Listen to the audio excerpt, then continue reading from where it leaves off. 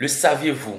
L'un des plus grands héros noirs de l'histoire mondiale, l'homme qui a défié les plus grandes puissances coloniales, a des origines liées à l'actuel Bénin, précisément à Lada. Son nom, Toussaint Louverture.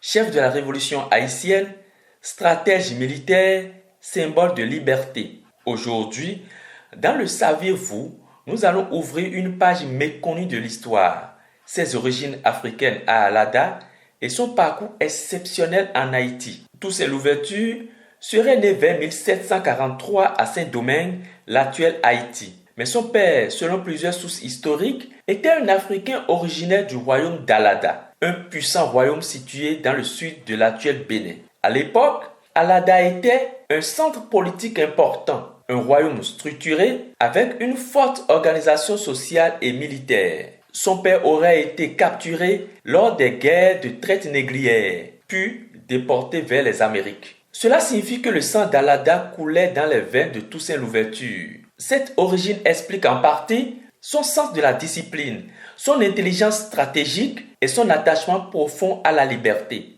Né esclave à Saint-Domingue, Toussaint Louverture connaît très tôt la souffrance, l'injustice et l'humiliation.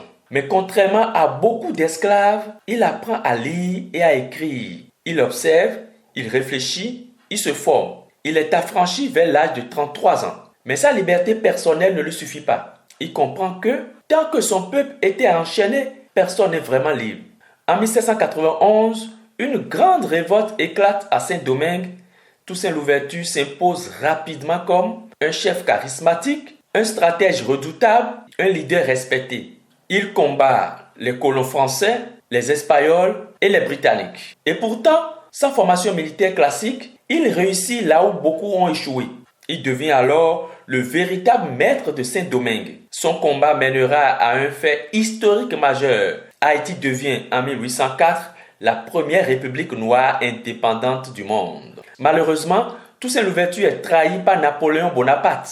Arrêté, déporté en France, il meurt en 1803. Mais avant de mourir, il prononce cette phrase célèbre.